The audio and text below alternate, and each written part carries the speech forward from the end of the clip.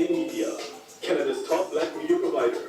Whether you're looking for content on fashion, art, music, or simple lifestyle, we bring you the best the black community in Ottawa has to offer, and so much more. And better yet, do you have a project you need help with? Well, look no further. We provide equipment, studio, and office space, as well as a team of dedicated individuals to help you bring those ideas to life. So don't wait. Check out our new website at biamedia.ca for more information on how to contact us and start creating today. BIA Media, your way. All right, everyone. Greetings. Good morning. We are in session 7 of our course, Sheroes of Resistance, the women who fought back, dealing with African women fighting against various forms of oppression. So we only have 2 more sessions left in this course. We have today and we have next week.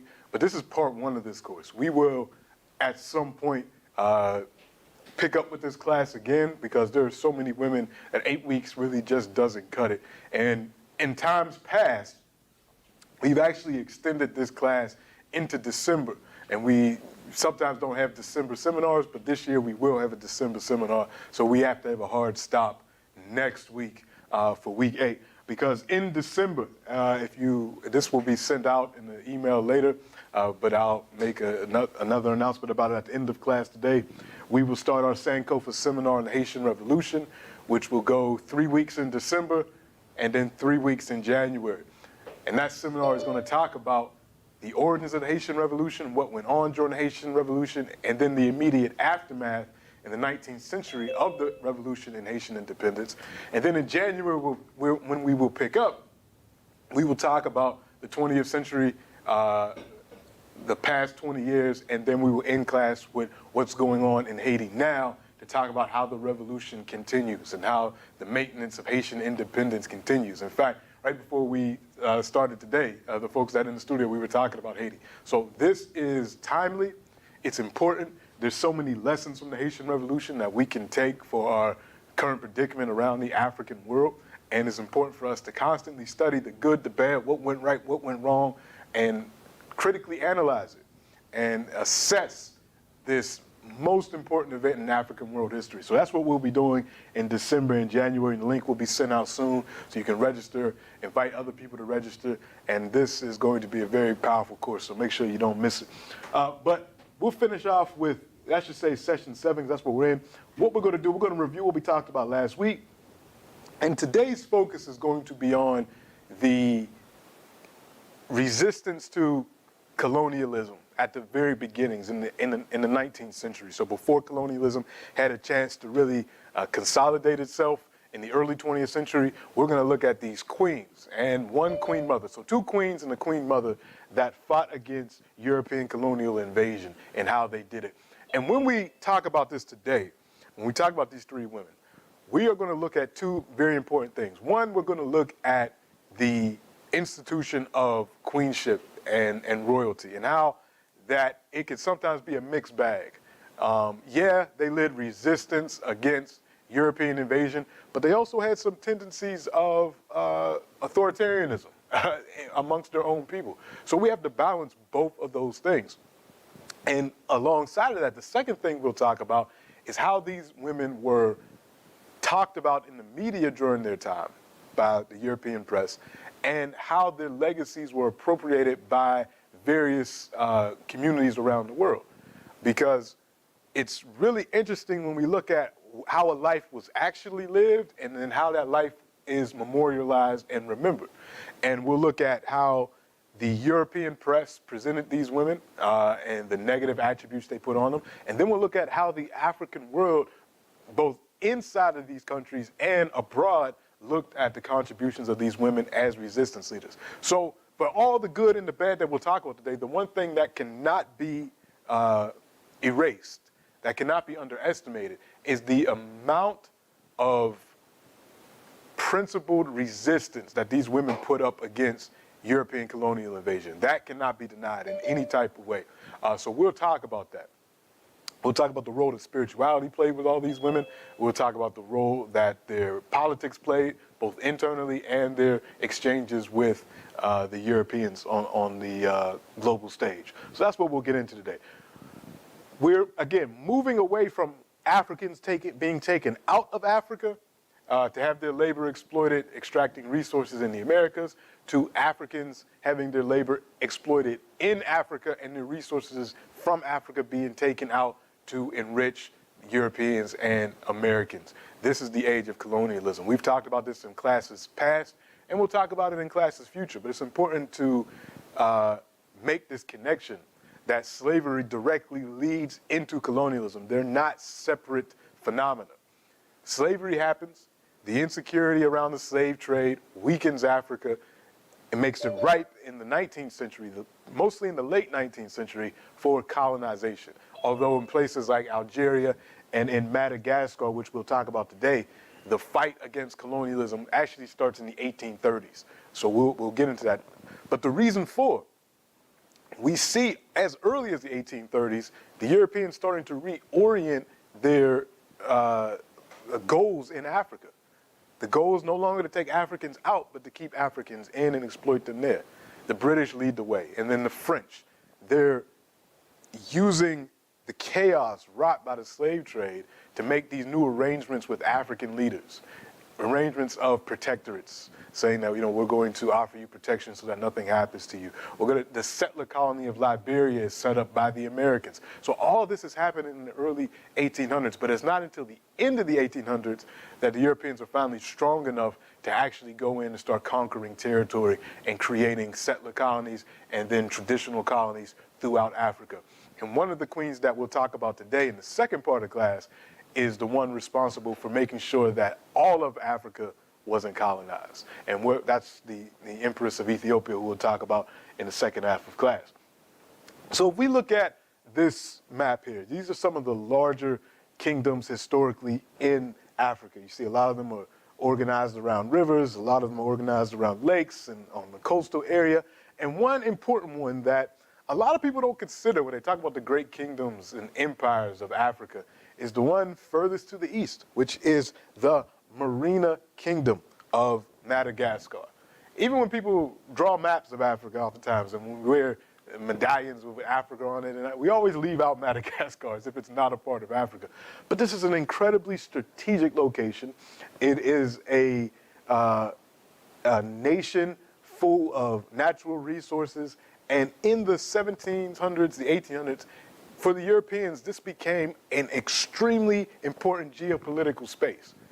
And while all this is happening, a new kingdom emerges. The Marina Kingdom is relatively new.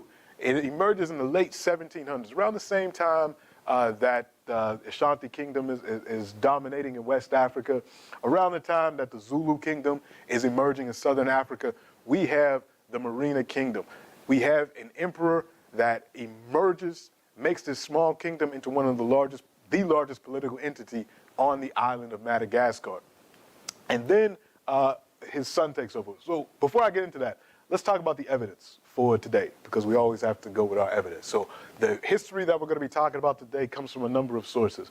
We have Amharic sources, Italian sources, French sources, English colonial sources, and black newspapers. And then, of course, oral history, Ethiopian oral history, so Oromo oral history, Tigranian oral history. We have the Malagasy, or the language they speak in Madagascar, oral traditions. All of this combines to create the primary sources that we'll use. Now, the secondary sources are all on our course website. So if you want more information, more in-depth information about the women that we're going to speak about today, go to the course website. You'll be able to read the journal articles, the book chapters, that gives you all the more detailed information about these women. So these are the sources for our evidence. One secondary source that's not on our course website, but it kind of will begin how we talk about Queen Ranavalona I, who is the Queen of Madagascar that we're going to be talking about, comes from this book by Laidler called Female Caligula, Ranavalona, the Mad Queen of Madagascar. I can't remember the year of publication of this, but I think it came out either in the late 90s or the early 2000s. But I read the book probably around 2007, and I came upon it by accident. So again, Madagascar doesn't favor heavily in African history classes. You get very little about Madagascar. So even as a university student, I didn't learn much about Madagascar in African history classes. I was on break. I'm not sure if it was a summer break or a winter break, but I went back home to Pittsburgh, and I went to the University of Pittsburgh, Pitt's library, the University of Pittsburgh's library, and I just was looking for something to read. I just said, well, I'll just go to the Africa section. I'll walk through the aisles, and I'll let the ancestors lead me to something to read. So I'm just going through the aisles, and I see this book, Female Caligula, and I had some knowledge of Roman history. From when I was a little kid, I went to a school that prided itself on classical education. So we learned a lot about Greece and Rome and all that. So I knew who Caligula was. Caligula was an insane Roman emperor that committed all types of atrocities and was eventually killed by his bodyguards because he was like nuts.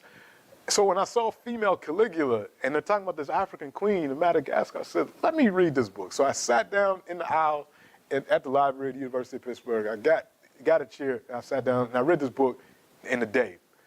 And after I read it, immediately I realized what this was. This was just propaganda. Now, Layler had a lot of truth in his book, but his interpretations of the truth were the same interpretations that Rana Valona had to deal with during her lifetime. These accusations that she was a mad queen, that she was a tyrant, that she was bloodthirsty, and completely uncivilized and a savage, and all of these caricatures that they put, that primarily the British and French press put on this African queen. So the book it's historical, but his analysis of the history and of the facts left a lot to be desired. So this was my introduction to Rana Valona. So then I started to look more into her story, look at other sources, and you see very clearly that far from being a female Caligula, what she was someone committed to two things. One, the maintenance of the traditional aspects of her society, but two, mixing those traditional aspects with modern technology, modern forms of administration to make her kingdom strong in order to not be controlled by external forces. Now, part of that was because she was a patriot and she cared about her culture, she cared about her ancestors, and then, of course, part of that was self-interest that goes with any royalty. You know, kings and queens don't like being controlled by other kings and queens, so they like to maintain their own sovereignty, and that's exactly what she wanted to do. So, combining, when you see things like this, Female Caligula, and even the whole idea of comparing Africans to European rulers is problematic for me anyway. You know, when they call people like Shaka, the Zulu, the Black Napoleon, I was like, you don't need to make those comparisons. We have enough African military geniuses and rulers that we can call Shaka the modern day Narmer or the modern day Sundiata. You don't need to connect them to European rulers, particularly not Caligula. But anyway, let's get into who she was. So Rana Valona I, born in 1790, died in 1861 in Madagascar. She has the original name of Ramova. I think her birth name was Ramova, and she takes the name Rana Valona, or the woman of the folds, you know, describing the folds in her royal attire, her folded attire, which set her apart from, you know, everyday people, the beautiful clothes that she wore. So Queen Rana Valona I, she was married to essentially the second ruler of the Merina Empire, this empire that emerged in the late 1700s and took over a lot of Madagascar. Her husband was the second ruler of that emperor, Radama I. And he dies relatively young, but not before he does a lot of key things. Radama enters his reign with the emergence of Europeans becoming more enamored with Madagascar as a strategic place in their global trade. Because if you look at the map, let me go back to this map. Actually, I think I have another one. Yeah. Madagascar sits right between Africa and India. So if we look at the late 1700s, again, all this stuff connects globally. Britain and France are increasing their trade, particularly Britain, to India, and Britain is about to, eventually colonize India. But part of the reason why Britain becomes much more interested in India in the 1700s It's for two reasons. One, at the end of the 1700s, they lose the American colonies, source of income. Two, they want to have their own sugar and cotton production in another place other than the West Indies because they don't want to compete with Saint-Domingue, with Haiti. So all of this it's all connected. But anyway, going from around the coast of Africa and getting to India, you need a place where you can refuel boats. You need a place where that can feed sailors and folks. And Madagascar was strategic for that reason. Madagascar provided a number of foodstuffs like cattle and grains and things that could feed sailors. And it was a place that boats could stop, they could trade, they could do different things. So it was incredibly strategic. In addition, the French had been enslaving Africans. The French and the Portuguese had been enslaving Africans from East Africa to take to places like Haiti, places like Brazil, other areas of the West Indies, and even Canada. There's some report, actually, that in the 1700s, there was a little boy in Canada named Olivier de June, I think is his name. And he was one of the first students in one of the first schools in Canada. And it's really uncertain where he came from in Africa, but one of the hypotheses is that he came from Madagascar. The other is that he came from Guinea. So it's one of the two places, but we know that the French were very active with the slave trade coming from Madagascar, and the Portuguese, of course, operating out of Mozambique and after they destroyed the East African coast.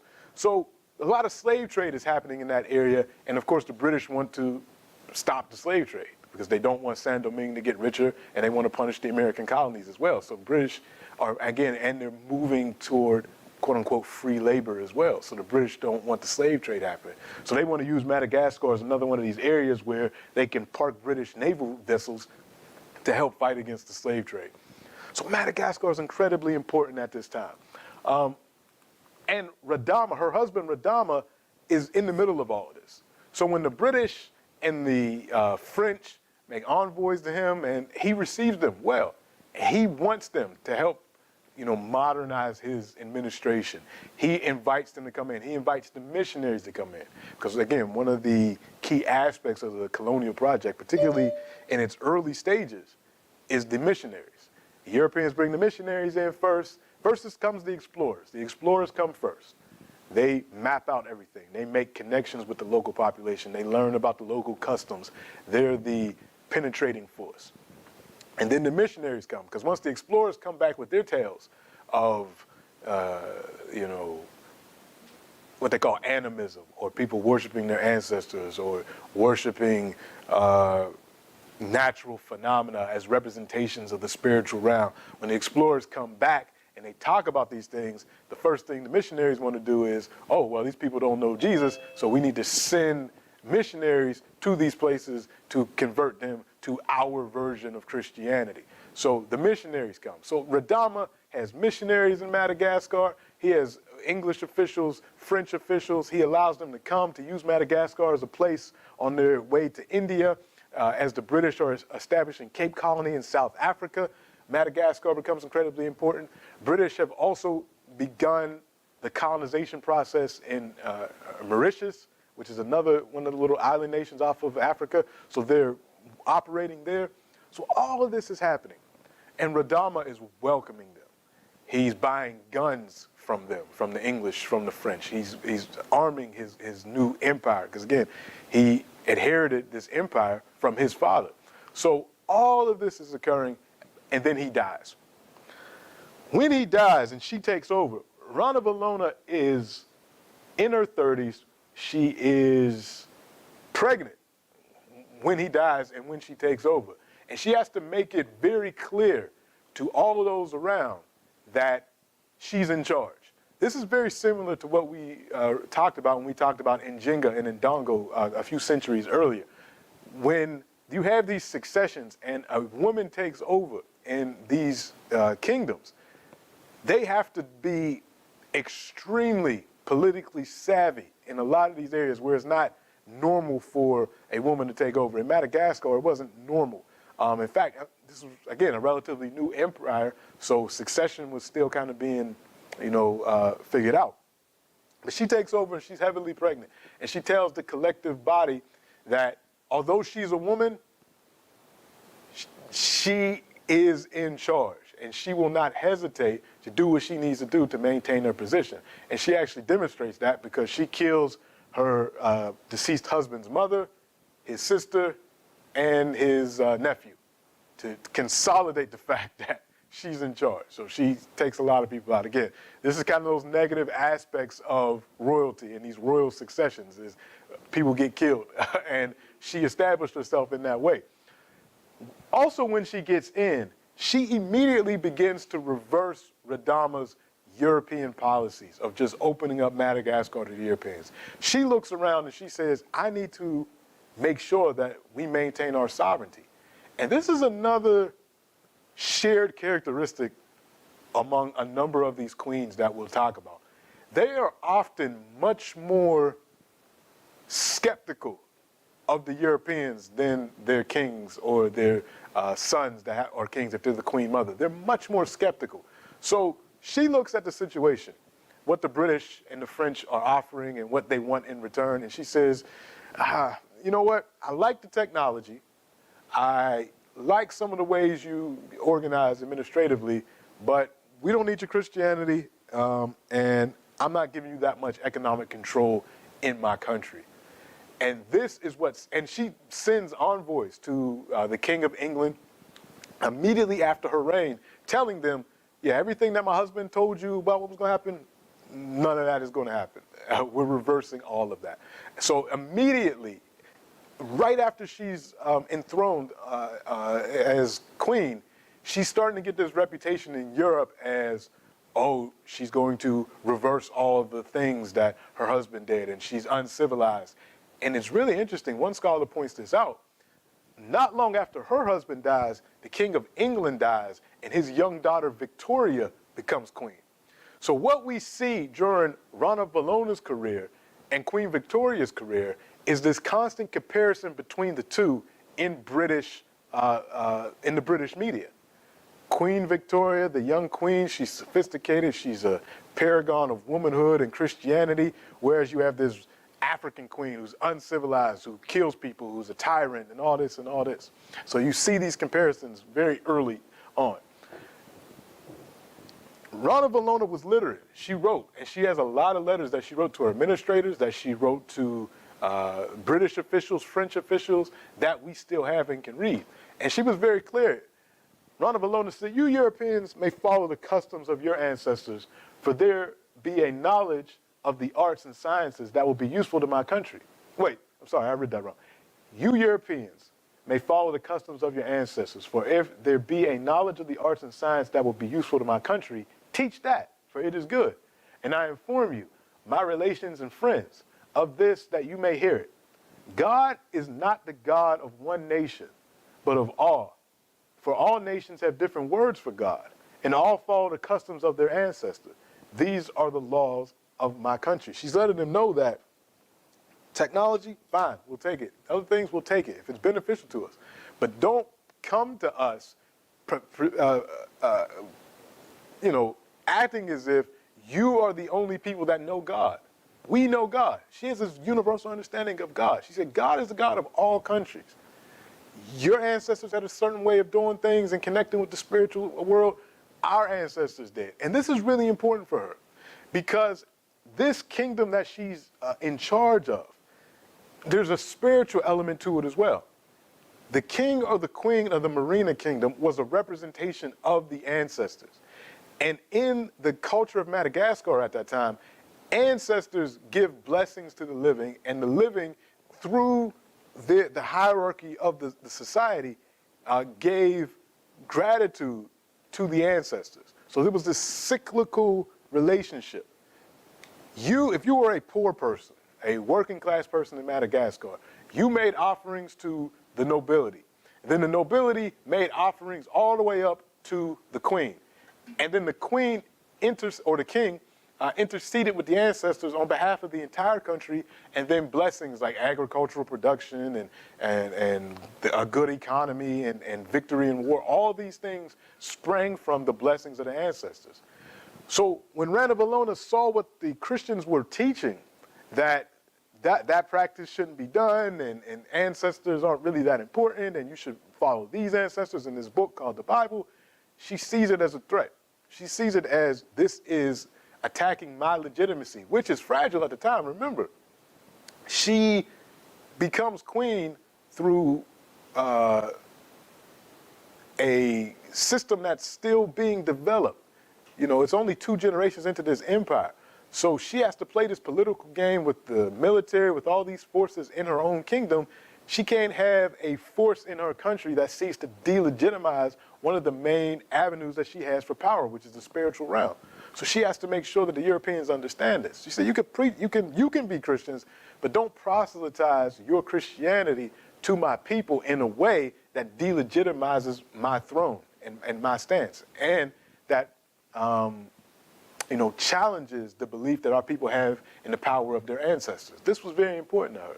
She said, as for me, I will not pray to the ancestors of foreigners, but to God and my own ancestors, for each people has its own ancestors. This was key for her. And this idea of ancestor veneration and ancestor worship was very strong with Rana Valona. So eventually, because of the intrigues of the Christian missionaries and others, she eventually bans Christianity. She bans the missionaries from the island in 1835. She says, I warned you to stop proselytizing, stop trying to spread your beliefs, you have to leave. And it's not just that they were, again, doing this as just a spiritual practice, they were also trying to influence key political officials, and she saw through exactly what was happening in a way that many other African rulers at the same time that this is happening, and then later on in the 19th and early 20th century, didn't see it. This idea that they're using the missionaries to soften up the people and to create divisions so to make colonization easier. She saw that. She saw it immediately as a threat to not only her position, but also to the cultural landscape of our country, so she expels them. She expels the Christian missionaries. Again, this gets into the press in Europe. And they say, look at this mad queen. She's against Christianity. She's backward. She's barbarous. She's attacking the Christians. She's attacking any of the folks in Madagascar that convert to Christianity, which she did. She did attack them. The reason being, she saw them as a threat to her political stability. So she does this. And then she begins subjecting Europeans, traders, to marine law. Because at the time, the European sailors and people going between India and Africa and the Americas, they're all there. And they're committing all types of crimes and doing different things. But under her husband, Radama, they would only be tried by the European officials that happen to be there. So if a European sailor, let's say, committed a rape or something like that, he would be tried by the European officials. They would report it to any sea captain or whoever that's there representing the king or queen of England or France or whatever. But she said, why are we doing that? This is our territory. If you commit a crime, you're going to have to go through the same process that the people in Madagascar do if they commit a crime. So she's doing this to establish her sovereignty over the island. Committing all of these things and doing all this, eventually the French and the British get together and they say, we're going to have to fight against this woman. We're going to have to fight against this woman. And one thing I wanted to point out, while all this is going on in the 1830s, 1840s, 1850s, while she's operating as queen, again, the British press is presenting her as this barbarous person. But what's going on with the nation that the Queen of England is overseeing, Queen Victoria? At the same time that all this is happening, we're seeing a genocide on the other side of the world in Tasmania, an island off the coast of Australia, where the British literally kill every Tasmanian person, everyone, in a span of about 100 years. There's none left. There might be some people with a little bit of mixed Tasmanian blood in them today, but there is no full-blooded Tasmanian person. The last one died in 1876. The picture you see here are the last 3 people of their race. This is just one of the most graphic atrocities that the British Empire is committing at the same time that they're calling Queen Ranavalona, the Mad Queen of Madagascar, and all these things. So it's interesting to look at how the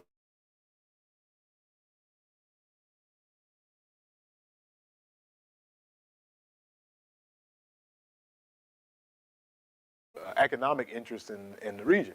So they start attacking strategic points in Madagascar, and they attack a port city called Tamatave. When they do, her forces are able to fight back and fight back strong. And they're able to defeat a combined naval force of the British and the French. This is one of the most humiliating defeats that the Europeans suffered in the 1800s to African people. Because these are the two most powerful militaries in Europe, and working together in a way that Europeans rarely do at this time, because oftentimes they were at war with each other. And she wins. Her forces win. And the Europeans are forced to watch from their boats as her troops burn down all the European stores, all the European shops, and really do as much as they can to expel them from the island. This is 1845. One of the reasons she's so successful in this, and her military is so successful in their engagements with Europeans, is because up until this point, from the time that she took the throne in 1829, she had changed the economic policy in that she wouldn't allow the Europeans, if they wanted the meat from Madagascar or the other supplies that Madagascar was known for these ships, they needed to trade in weapons. She said, I don't want currency anymore from you all. I want weapons. That's what I want to trade. If you want our cattle to feed your ships, if you want these things, I want guns. And she was able to get cannons and guns and all these things to modernize her army. And she was an administrative genius. She was able to do all this, maintain control over her kingdom, create such a situation that the two most powerful militaries in the world were unable to defeat her in 1845. Throughout the rest of her career, she would continue to be strong and fight against the Europeans, but she allowed some Europeans in. She allowed the French in. Certain French traders to come in because she liked French fashion. So even with all this going on, she still liked French fashion.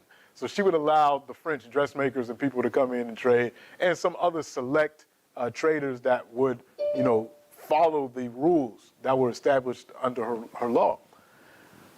But even those, they plotted. There was a plot actually concerning her son. Her son had plotted with some French traders, some other folks, to, tried to do a coup d'etat, tried to replace his mother. And she found out about it, and she had those French traders expelled, and she imprisoned her son for a time, but she wasn't so bloodthirsty that she didn't kill her son. Even though she was in her rights to do so, she didn't actually kill her son, but she thought about it. But she just put him in jail for a minute, and then the merchants were expelled from the country. She was so successful in this, but at the time that she passed away in 1861, her kingdom was still strong. Her kingdom was still on a positive balance of trade with the Europeans. She wasn't dependent on the Europeans. And it wasn't until after her death that when her son took over that he started to go back to the policies of his father. And then eventually another queen takes over after the son's death. And eventually Madagascar becomes a French colony later in the 19th century. But for her reign from 1829 to 1861, wasn't the case. She showed what African leadership could do in the face of European colonization. And she gives us a number of things to consider. One, make sure that your economic policies leave your country in a position of strength and not dependency. Two, make sure that your army has modern weapons that can stand up to the European powers. And three, make sure that you can rely on the customs of your country and use them for strength and use them for nation building without being so blinded to those customs that you neglect the good that you can learn from outside forces. She never was so dogmatic to say, I don't want anything from the Europeans. She said, I want what will benefit my people and benefit our administration and our future. The negative aspects of this, however, though, she was a queen, and a lot of the things that she did was out of her own political self-interest. And some of the things she did wasn't necessarily for her people. The Christians that she killed she didn't necessarily have to kill them, especially in the ways that she did, because she killed people and put their heads on sticks and did these type of things. And some of that was because she wanted to protect her culture, but most of it was because she wanted to protect her own standing as royalty.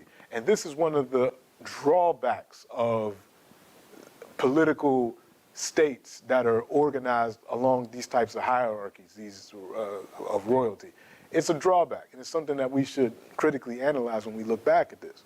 But her legacy continued, because in the resistance to French colonialism that followed the queen, I think her name might have been Rana Valona II, when she basically allowed French colonialism to emerge, the resistance was put up by folks that remembered Rana Valona I, folks that clung to the belief in the ancestors and the spiritual practices of the people, and those were the ones that led the revolution against the French, against French colonization. So her name was remembered in those spheres, whereas some elements of the country, the ones that she was fighting against, folks like her son and people that had the orientation of her husband, they're the ones that welcomed the French, because during French colonialism and during colonialism throughout Africa, there was always a small minority of African elites that benefited from the relationship with the colonizers.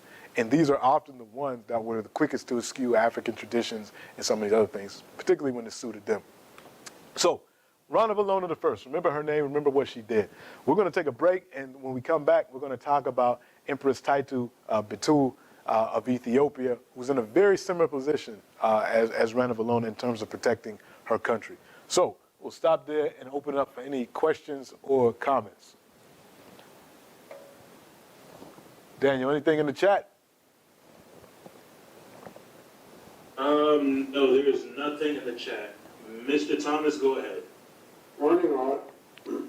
We talk about slavery, slave labor without slavery. But that exists today and is controlled by trade and our monetary system. But yet, we talk about modernization. And yet, whose modernization are we speaking of? And who does this so-called modernization benefit? I think that's a good point. And I think Rana Valona I and leaders like that give us a good answer to that is we have to be able to look at any policy of quote-unquote modernization and really examine it to see is this ultimately going to benefit the masses of our people? Is it going to make their development more efficient and more sustainable? If not, then we have to do away with it. Because everything that modern is not good. A lot of the quote-unquote modern world has led to environmental degradation, has led to economic exploitation. So we have to really examine these policies to make sure that what we are doing is not going to ultimately hurt the masses of our people. But too often, many of our leaders don't take those things into consideration. They make policies, they make foreign policy, they make internal policy that is designed to line their own pockets and the pockets of their family members or their cronies. And that's why we end up in the situations that we're in. So as scholars, as citizens of nations, as people committed to the future of our folks, we have to get a better, more nuanced understanding of policy and how it's made and whose benefit it's made for. Because things can sound incredibly beautiful on paper until you really get into the nitty-gritty of, well, what can happen after A, B, and C, then what happens, and how we going to look at this thing 15 years in the future. So, yeah, we have to have that type of orientation first before we agree to any policy or support any policy. We have to ask that question, how's it going to benefit us and sustain us? I think let me go to Robin, and I think Daniel might be something in the chat. Robin, go ahead. Can they hear me? Daniel? Well, a couple of things he said triggered, as always, thoughts. Right? So you mentioned the idea that Rana Valona was the difference between not just her but others, how their actual life and how they were memorialized. Right. Mm-hmm. So that goes back again, similar to I've raised the idea of how our our leaders, their actual life, and then what the sanitized version of how they're moralized. So like Mandela, let's say, and Martin Luther King, the more radical side are like whitewashed, right? They're gone, and they're turned into these like grandfather figures, right? So there's that, and then the another point is right. So so the as you always mention, right? The whole reason that we're here is to learn from the past and think about how it informs what's going on today, right? Our own actions a little bit. So what you mentioned about how Rana Belova was framed as bloodthirsty, uncivilized a little bit. Well, there's a couple of groups that we see that happens to. Well, obviously black folks, right? There's the whole thing of cannibals, all that, right? But we see that also playing out now in the current situation in the Middle East, right? Of course. That now, like, meaning, if you look at Hamas, for example, right? So they did the thing on October 7th, killed everybody. But then there's just the stories came out that they were beheading children and stuff that were not true. Not true at all, right. So basically, the framing is, and we get this again with black people, is that our opponent's violence is bloodthirsty. Our violence is righteous. Exactly. Again, I just go to the example of, Queen Victoria. I mean, the British press held her up as this is what true queenship looks like, because they couldn't attack Rana Belova I because she was a female, because they had their own female monarch. So they had to say, this is what a good female monarch looks like. This is what a bloodthirsty one looks like.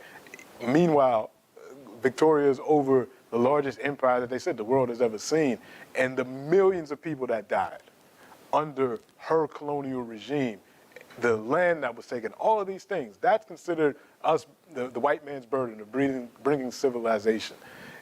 This is, we continue to see it. And this is important why we look back at these things. We see it with how we'll talk about Haiti, how Haiti is presented in the news. When Haitian children die, it's like, that's what's supposed to happen. That's Haiti. When atrocities happen in Congo, on that border with Rwanda and Burundi, that's supposed to happen. Those are African savages. What do you expect to happen? When northern Nigeria is attacked, there's no global outcry. When African leaders who operate like any other leaders do different things, they're barbarous, they're bloodthirsty, mad dog. They call her Mad Queen of Madagascar, Mad Dog Gaddafi, that needs to be put down. I mean, these are words that were said by top officials. The idea of putting someone down, like you put animals down. So you're already dehumanizing people. So again, there's a lot of parallels, and the media and the press and all these things back then and today frame things to make you feel a certain way about this. And these are things, again, we all know. David H., go ahead.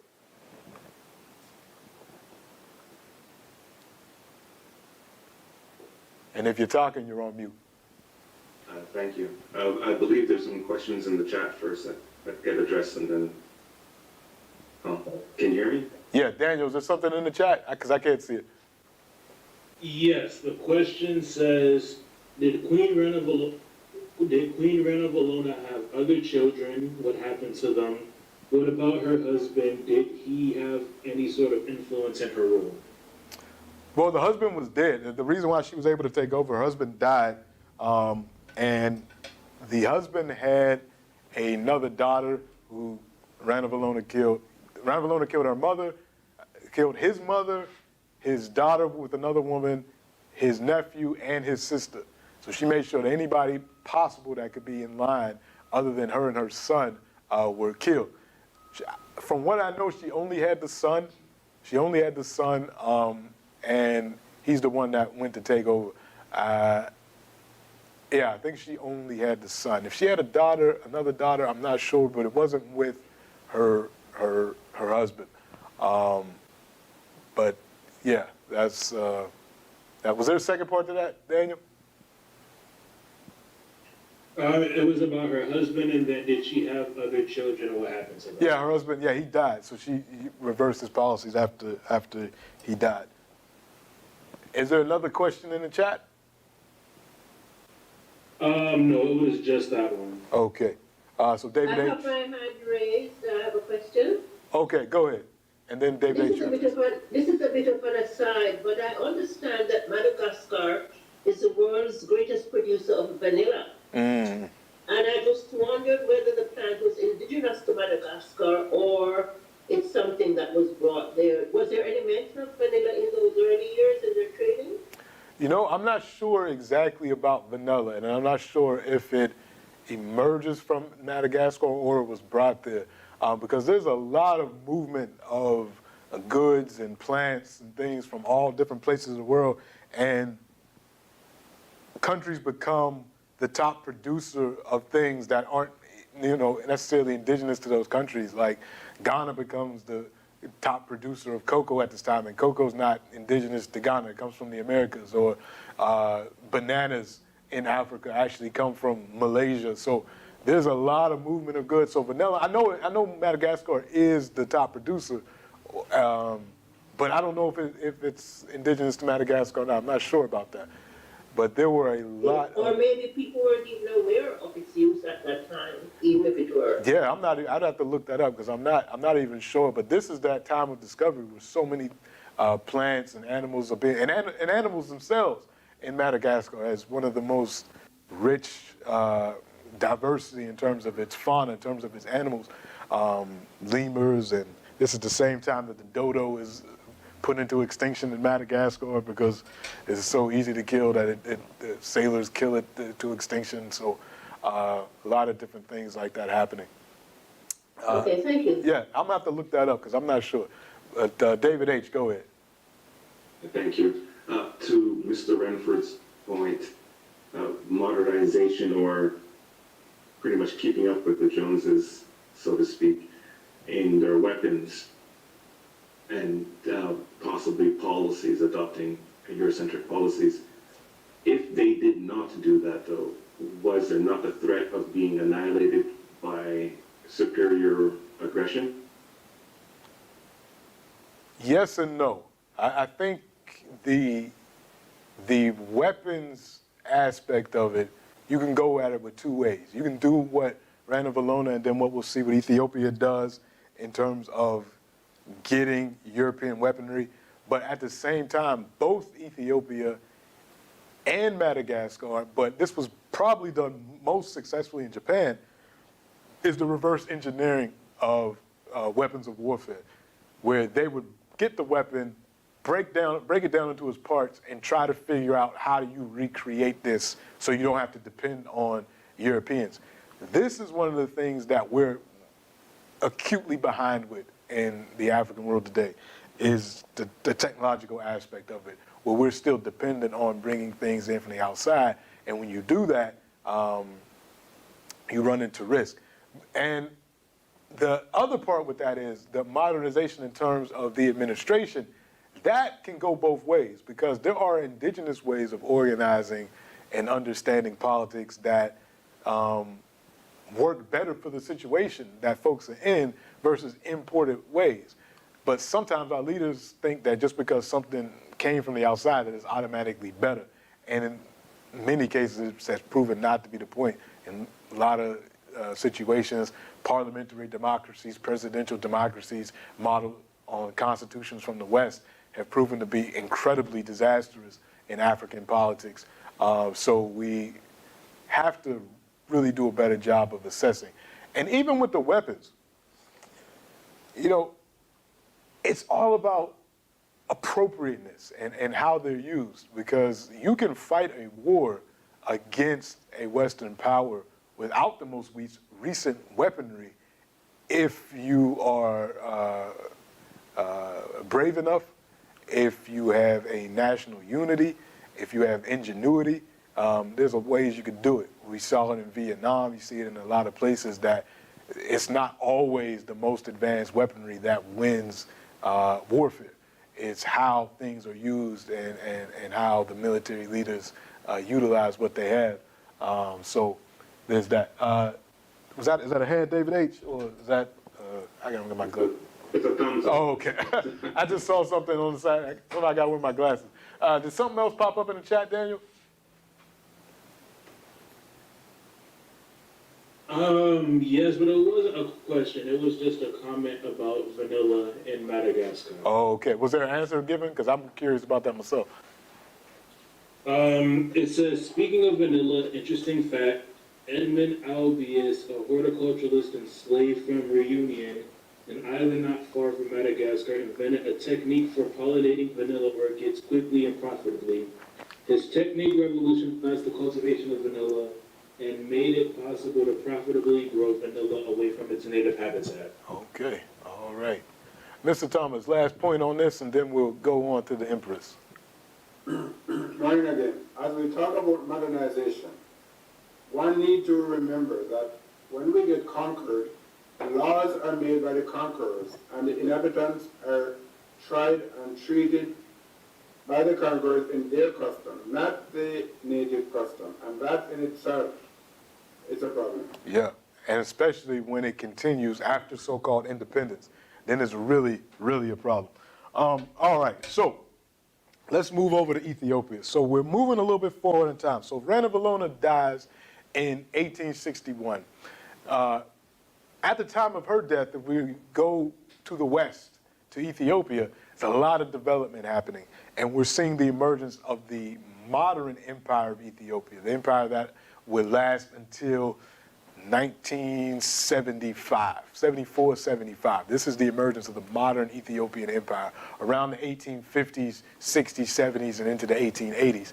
And by the time we get to the end of this period of the Ethiopian empire, at the top of this empire, Emperor Menelik II and Empress Taitu II. Eventually, Africa is going to look like this by the time we get to 1914. And you notice this map shows two independent nations, Liberia and the Empire of Ethiopia. Discount Liberia, it is not independent, it's a settler colony of the United States. It is, I hate when maps show this as if Liberia was it was a neocolonial settler colony of the U.S., not independent. The capital is Monrovia, named after James Monroe, a slave owner. So if that's the case, it's not independent. It wasn't independent. Only the Empire of Ethiopia was independent. But even with that, though, and this is where we have to have this self-critical, critical assessment of the situation. Ethiopia as an empire, when we see that word empire, many of us feel excited and happy and have a positive vibe when we hear about African empires. But as you get further and further up in history, and we have more writings and you have more alternative viewpoints on empire, particularly from the inside, you begin to understand that empires are not all they're cracked up to be. Because to be an empire means you have to conquer other people. So just as we lament the British Empire or the Japanese Empire and what they did in East Asia, or the French Empire, or all these other empires, Ethiopia was an empire. So although African people from the outside can have some pride in the Ethiopian kings and queens, inside of this empire, there are conquered people. People that are fighting against that form of oppression, fighting against an empire taking their lands, overtaxing them, putting them in forced work conditions, and all of that. So we have to be very, very, very critical of any form of oppression. So this is an interesting case because from the outside looking in, we can cheer, but inside, if we're looking at it from the position of the Oromo or the position of the Sidamo or the Somalis that were put into the Ethiopian empire or these other folks, it's a little bit more complicated. So we'll talk about that. Again, this is a visualization of this empire that's moving from the north to the south. The stuff you see in the colors is basically the historic ancient kingdom of Ethiopia. That goes all the way back to the time of Aksum and the king, Caleb in the 6th century, but even further back to, his name is escaping me. Daniel, what's the name of that? The king of Azana, Azana, who converted to Christianity in the the 300s. It goes all the way back then. This ancient kingdom of Ethiopia, one of the most important kingdoms in African history. But now in the 1800s, it is moving south and conquering these lands that were controlled by people like the Oromo, the Somalis, the Sidama, all these different folks that were coming into this empire. And it didn't start with Empress Taitu and her husband, Menelik II. It started a few rulers earlier with the Negusa Nagast, or the King of Kings. That's the title of the Ethiopian emperor, the Negusa Nagast. Tewodros II. Tewodros is the one that really starts this period of expansion of the kingdom of Ethiopia. He ends what was called the Zamana Mesophen, or the era of the princes. There was a time in Ethiopian history where there wasn't a strong central government. There were all these regional rulers that were kind of running things. He put an end to that, and he consolidated the kingdom of Ethiopia underneath his rule. He lived a very interesting life, and we'll get into him in another class. But one of the aspects of his life that's really important to the empress that we're going to discuss, the same year, around the same time that Queen Ranavalona I passed away, and she was having all these interactions with the British and the French, Emperor Tewodros was also interacting with the Europeans. Now, he was a Christian, because Ethiopia, again, has been Christian since the 300s. So they didn't have that type of difference that they had to deal with, different form of Christianity, but he was Christian nonetheless. So when the British and the French and Italians, and well, mostly at this point the British and the French are engaging him, he's getting arms, he's getting trade with these folks, and there's a lot of missionaries coming into Ethiopia. But eventually, just like Ranavalona, he gets to the point where he goes to the British and he says, look, I don't need any more missionaries from you. Missionaries are cool, but we have our own form of Christianity, and I think the Ethiopians were Christian a lot longer than the British, because the Romans accept Christianity around the same time as Ethiopia, a little bit earlier, a couple of decades earlier than King Azana in Ethiopia. But the Britons, I'm not sure when they become Christian. It's later after that, because the Romans have to Christianize the British. But somebody that's more well-versed in European history could find the answer to that. But I'm pretty certain Ethiopians were Christian a lot longer than the British. So anyway, he's telling the British, I don't need your Christianity, we have our own Christianity. What I need from you, I need people that know how to build firearms. And in fact, I'm going to do this. Since I'm king of Ethiopia, I'm going to hijack these missionaries. I'm going to put them in jail, and I'll give you your missionaries back when you send back some people that know how to create weapons. Then I'll put your missionaries back. This became of course, a big news story in England. How dare this African king lock up our missionaries and make these demands of us that we have to provide him with military scientists to help him build weapons. Because he tried it himself. The image you see in the middle is this huge cannon that he tried to create. He said, while he's negotiating with the British, he's also come to the conclusion, the way the Japanese did and other folks, that we need to create our own weapons. That's the only way we can truly be self-sufficient. Because he's seeing enemies all over. He's seeing the British controlling Sudan. He's seeing what's happening in Egypt and what's happening in Kenya. And he's seeing that he's being crunched in. So he wants to be able to, defend his nation. So he builds this huge cannon that I think they fired it once, but it wasn't built right and almost like exploded. But he was trying. He was at least attempting to create his own military technology on par with the quote-unquote great nations. But he knew he still needed some help. So he held these people ransom. And the British, just like other folks that we see in today's geopolitical situation, they said, we're not going to spare any expense getting our people back, and we're going to punish you for even attempting to do so. So the British send this huge force into Ethiopia, not with the goal of conquering Ethiopia, because that's not what they're interested in at this point. They have other things that they're doing in Egypt and Sudan and other places. They just want to prove a point that you can't do this to British people. So they send in a force. Now, because of all the conquering that Tewodros II had done in setting up this empire, there were other regional rulers in the area, particularly around what's now Eritrea, that weren't fond of Tedros. So they basically let the British come in without resistance.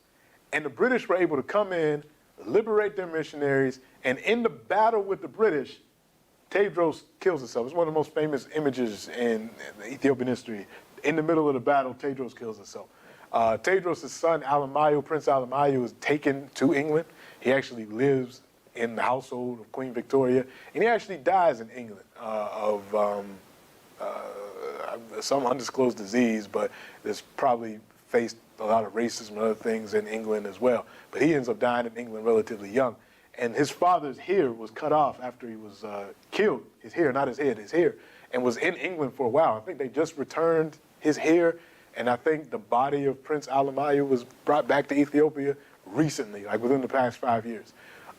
So when this happens, the British go back to Europe in the 1870s, because this happens in 1868. When they go back to Europe and they connect with the other European powers, particularly around the time of the Conference of Berlin, 1884 to 1885, the British saying, we have Egypt, we have Sudan, we're probably going to establish a colony in Kenya, Uganda, these other places, South Africa. We don't want Ethiopia. We don't need Ethiopia. And if any of you other countries, Germany, Italy, not France, we don't want France to have Ethiopia, but Germany, Italy, one of these lesser powers in Europe, if you want to conquer Ethiopia, go for it, because we went in there in 1868 and it was relatively easy. We went in there, they're divided, the people are fighting amongst them, the leaders are fighting amongst themselves. You know, the emperor ended up shooting himself because he didn't want to fight us. So it should be easy going if you want to go in there and conquer Ethiopia. At this Conference of Berlin, one of the new powers that's emerging in Europe is Italy. And Italy wants its own colonies in Africa. So they're making moves on Somalia. They're making moves in different places like Libya. And they see Ethiopia as, all right, this could be our next colony. So they start sending folks down to Ethiopia. But the situation has changed since 1868. There was an emperor named Johannes who did some trading with the Europeans and different things. And then an emperor named Menelik II has taken the throne. And Menelik II continues the process started by Tedros and Johannes. The process of consolidating the empire, making it a strong central government, and then expanding further south, taking over people's land and making a strong empire. And he's doing this side by side with his very strong-willed wife, Empress Taitu Batal. So this is a tandem project of empire, where you have these two rulers establishing this empire. And they're taking over lands and crushing resistance and forging this strong empire. Going back to this term that's been one of the key terms from the day, Menelik II sought to modernize Ethiopia through a number of ways. Reforms in education, religious tolerance, infrastructural development, building roads, railways, this type of thing to make communication in his newly formed empire better.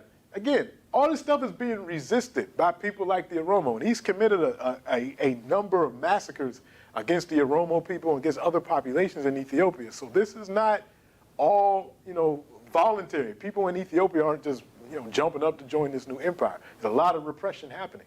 But from the outside looking in, people are saying, wow, this guy's doing a great thing. He's modernizing, he's building. He began the process of merit-based administration.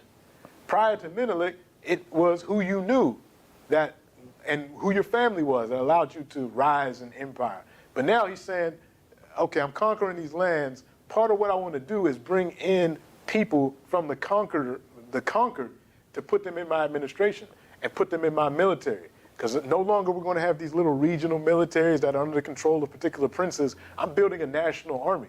So I'm going to bring in all these expertise and put people in positions. So it needs to be based on merit. So he's doing all this. This stuff is not really being reported in Europe, what he's doing. So some people know about it, but very few. So the Italians are still under the impression that it'll be easy to conquer Ethiopia, not realizing all this stuff that's going on. Again, he conquers new lands. He begins selling the lands in the south to northerners. that are coming in as feudal lords and governors and tax collectors. So folks from the north are coming down, taking over land in the south. So this internal colonization is happening, which is eventually going to blow up in 1974, 1975.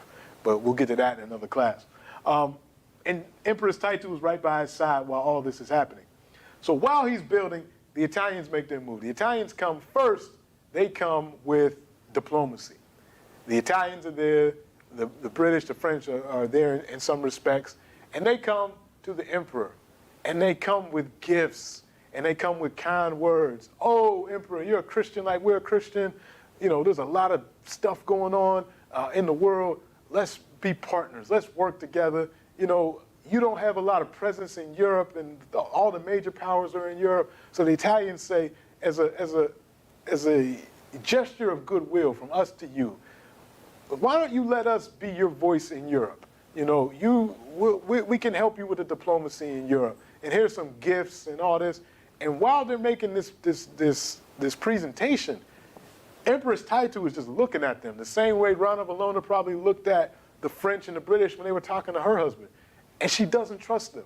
She doesn't trust them at all. She's looking she sees exactly through them. Now, Menelik apparently is like, you know, just enamored with the Italians and the things that they have and the things that they're promising them and all of this. She's skeptical, very skeptical. So, while she's doing this, I just want to bring up so you can kind of get an understanding of who she is. As her husband is establishing this empire, there's a lot of rebellions that are happening, folks that don't want to be a part of the empire, and even royalty that don't want to be underneath the strong leadership of Menelik II. They want to still have control over their little regional sections of Ethiopia. So there's a lot of rebellions. And this is how Empress Taitu talks, and when all these battles are going on. She has a quote about deserters. She said, "If these soldiers have come to guard me, I congratulate them. But if they intend to run away, their heads are mine, and their belongings will go to those who captured them." So this is how she's establishing herself.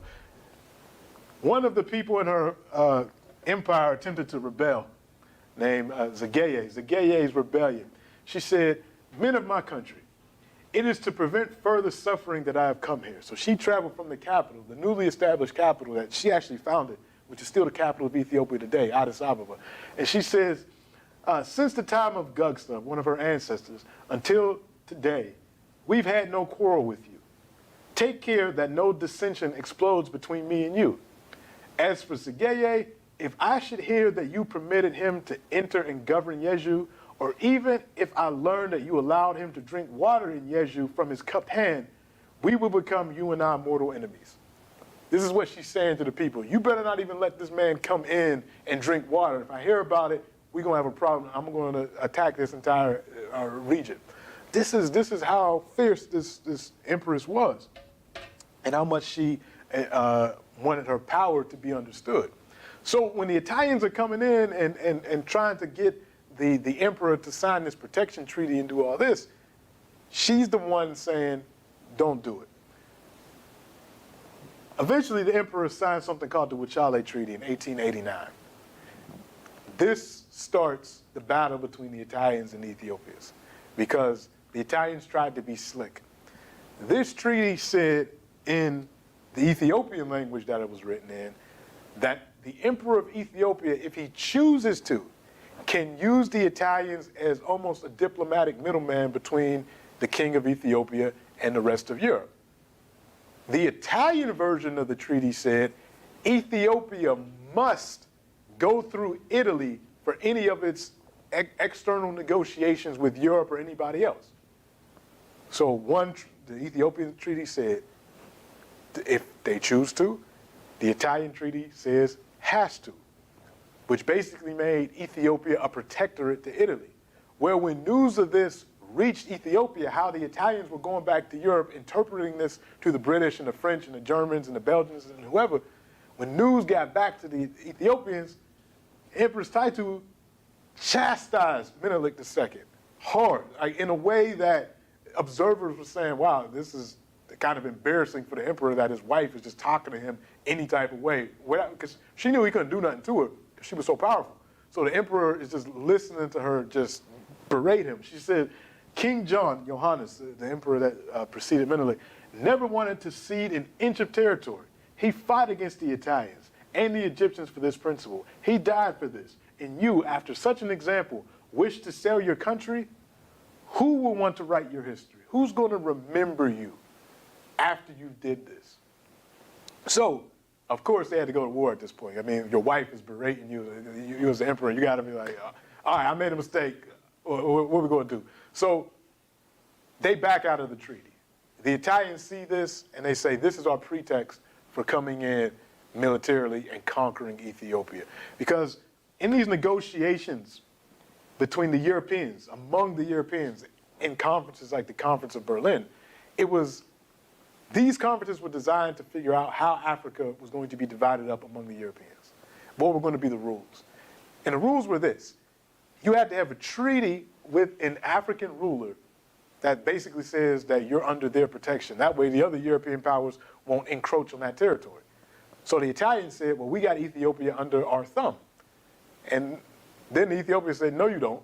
So now the Italians have to do the part two of what they established at the Berlin Conference. Effective territorial control, effective control. You have to go in and ensure that you're actually in charge of the territory. That's the second part. So you need a treaty and you need effective control. If you just have the treaty and there's no resistance to it, that's perfectly fine. But you need to establish effective control. So that's what the Italians attempted to do. And in 1896, they invade. And when Empress Taitu knew that war was inevitable, she says, I'm a woman and do not love war. But sooner than accept this treaty, I prefer war. So she was ready to go to war. Her husband was now ready to go to war. And they had created enough, what I call functional unity in Ethiopia. And Ethiopia has had periods of this, where at times there's functional unity for an external threat. And then once the external threat is gone, then that unity sometimes breaks down and people start fighting amongst each other. But at this point in 1896, unlike in 1868 with Emperor Tewodros, there was a functional unity in Ethiopia. Menelik was able to convince the other regional leaders and a lot of the everyday people, and particularly the Oromo, the largest ethnic group in Ethiopia, that we need to band together. I know you might have problems with me as the emperor, but you don't know what these outside folks are going to do. So at this point, we need to band together and fight against this external threat. And in 1896, this is when the battle happens, March 1896, the decisive battle, the Battle of Ottawa. At this battle, Empress Taitu has her own troops. This is why you see images like this. She's not just a figurehead. She's on the battlefield with her commanding her own troops. And they're able to defeat the Italians because the Italians have, they have bad intelligence. They have bad maps. They have they think the battle's going to be easy. And they're routed by the Ethiopians. The Ethiopians just completely decimate them on the battlefield. The Italian commanders don't know which way to go. Their forces get divided, and then they get encircled by the Ethiopians and just get devastated, and they're forced to retreat and leave the country.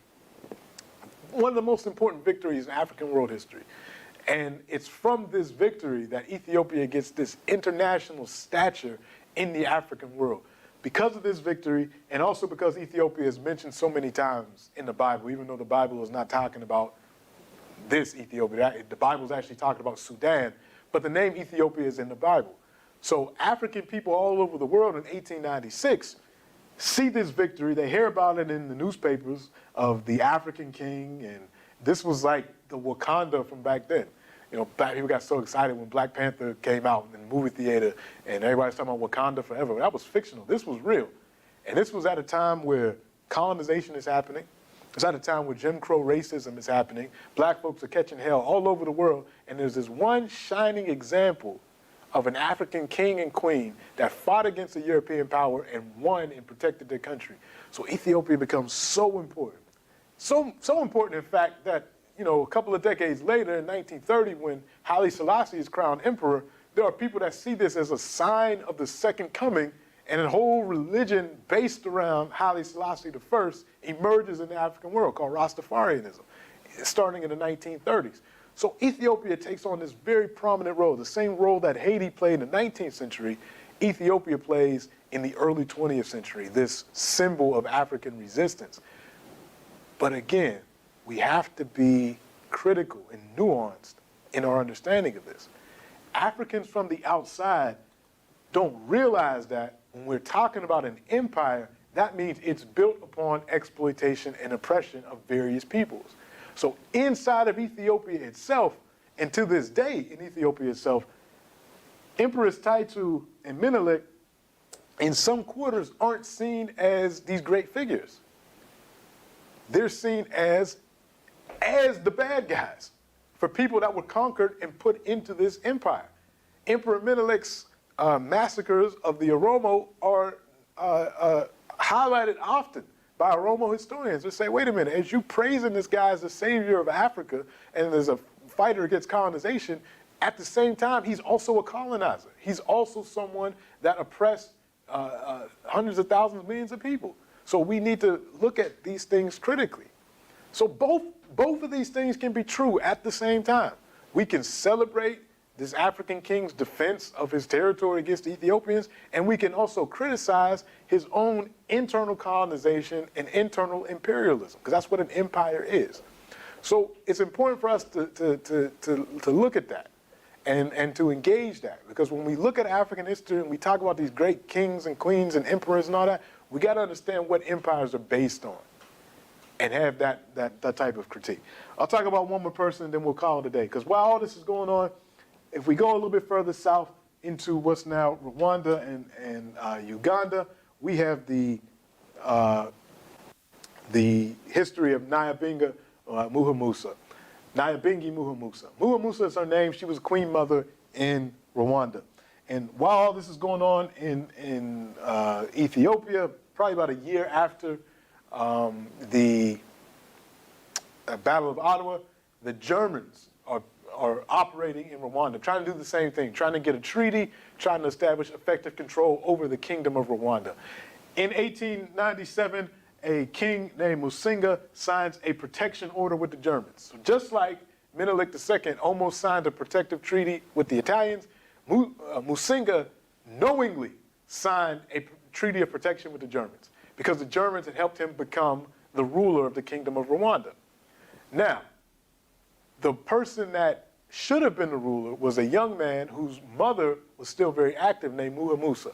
And Muhamusa had to flee with her son, because she was the presumptive queen mother. She had to flee with her son after this man came with the protections of the Germans and the Belgians. So when he becomes the king of Rwanda and Rwanda becomes a German colony, essentially a protectorate, they bring in a lot of European missionaries, and in order to further establish him on the throne and establish his folks, the Europeans create a false racialization in Rwanda.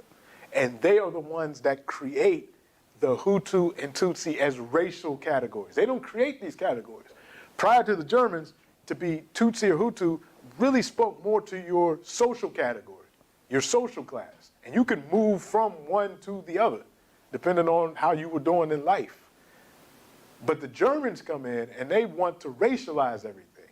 They want to make Tutsi a racial category and only give the keys to the administration and the junior position in their imperial project to the Tutsi. And then they want to create people that are in the Hutu category as a racial category as opposed to an economic category or a social class category. So this is where this happens, and we know the disastrous effects of this European fantasy is going to have in 1994 with the Rwanda genocide. This is how this starts. But anyway, he is the one that is the junior partner in all this. He's king of Rwanda, but he's under German protection. So he's the junior partner. When this happens, Muhamusa escapes, and she becomes a Mugerwa. A Mugerwa is a spiritual position. This is a position where you can travel around, you represent the ancestors, you represent the spiritual realm, and even kings and royalty have to defer to you. It's almost like the relationship between the Pope and the European royalty in Europe. You have this spiritual figure, but even the kings that were Catholic had to defer to the Pope. Well, this spiritual position in particular, was a representative of the spirit of Nyabingi. Nyabingi was a queen in the region some centuries before who had been done wrong and vowed to come back as a spirit of vengeance. And through time to time, certain Magero were able to tap into that spirit and speak from that spirit's perspective and fight against wrongdoings. So that's what she became. She became the Nyabingi spirit became a part of Muhamusa. And she used this spirit of the Nyabingi, and she was often placed in the basket and carried. This is all part of the ritual that she's no longer speaking for herself, but she's speaking from the spirit of the Nyabingi. So she raises an army of thousands of followers, and she collaborated with the Twa people, the erroneously called Pygmies in Central Africa, but the Twa people. And they form an anti-colonial coalition. You got Hutus, you got some members of the Tutsi royal family that aren't satisfied with Muzinga. You have Twa people and others, and they form this coalition underneath the leadership of Muhamusa. She is able to fight against the British and the Germans. So she's fighting in Uganda, she's fighting in Rwanda, she's fighting in Burundi, she's fighting in parts of Congo, all against colonizers and their junior partners like Muzinga. She gets captured in 1908, but then escapes and continues the organizing and continues to fight. Her followers follow her, and she grows followers because she's able to convince the people through her spiritual practices that the guns of white folks, and this is something that we see throughout Africa, and we even see this with indigenous people, that you have spiritual leaders that are able to convince people, and it's always the same refrain, that the guns of the whites will turn into, the bullets of the whites will turn into water. So you don't have to be afraid. You can go into the battle with arrows or older guns or swords or machetes or whatever it is, and without fear, because their bullets will turn into water and not affect you. Everywhere you look in anti-colonial struggles, you see this almost word for word the same thing. You see it with indigenous people, you see it throughout African anti-colonial resistance. So she convinced the people that this was the case. So they fought hard against these forces. It wasn't enough. She was ultimately captured in 1911 and sent into prison in southern Uganda where she would die. But that spirit of the Nyabingi would continue to manifest itself in different people, men and women, over the next few decades. So it became a spirit not just of revenge and justice, but now a spirit of anti-colonial resistance. And again, how this is remembered is also very important, because later on in the 1930s, when the Italians come back to avenge their loss at the Battle of Ottawa, the Italians come back to invade Ethiopia in 1935. And Ethiopia, being a member of the League of Nations, appealed to Europe and said, help us. This is not what's supposed to happen. Countries aren't supposed to invade each other. We had this agreement after World War II. But of course, the European countries paid no heed to Ethiopia, and the Italians invade. Part of the Italian invasion propaganda was that Emperor Haile Selassie had joined the Nyabingi cult and had designs to kill all the whites in East Africa. That was written in the Italian newspapers and eventually picked up by other newspapers around the world. Eventually, which is completely false. Haile Selassie never joined no Nyabingi cults in completely two different parts of Africa. This is happening in Uganda and Rwanda, so it's further south in Ethiopia. Haile Selassie hasn't got nothing to do with Nyabingi. But this was reported. And when it was reported, it made its way all the way to Jamaica. So at this point, the early Rastafarian movement is growing. And they've looked at Haile Selassie as this symbol of African resistance, African leadership, African kingship. He's connected to the Bible because what gave the Ethiopian emperors legitimacy was their connection to the biblical King Solomon and the Queen of Sheba, and that's what's supposed to produce the line of Ethiopian kings, starting with Menelik I. So the Rastafarians, and that name Rastafari comes from Haile Selassie's name and his title. Before he becomes Emperor Haile Selassie, he's Ras Tafari Makonnen, or Prince Tafari Makonnen. So Rastafari Makonnen, that name becomes Rastafarianism. And he's the symbol of this tradition. So when this news report that Haile Selassie has joined the Nyabingi cult and is committed to killing all the whites in Africa reaches Jamaica, the Rastas say, oh, Nyabingi, this must be something important. This must be something that we should treasure. And it becomes a part of Rasta tradition. So you have Nyabingi chanting, and there's Nyabingi groups and various Rasta understandings of their spirituality. And it's all based off of European propaganda that Selassie joined this Nyabingi. So a complete lie has formed a crucial element of an African religious resistance movement in Jamaica. So it's really interesting how these things worked out and how these folks are remembered. So people know Nyabingi more from reggae songs and Rastafarian traditions as opposed to the actual story of who the Nyabingi spirit was and how it was important to African anti-colonial struggle. So it's amazing how these things work out. But we'll stop there today, looking at these women. And again, both the Empress of Ethiopia, but particularly Muhammad, how she was talked about in the European press as all these things, barbarous, uncivilized, all of that. So you see that as well. But we'll stop there today. Next week is our final session with this topic, and we're moving on in December again to our discussion on the Haitian Revolution, so be ready for that. We're going to open it up for our last questions and comments.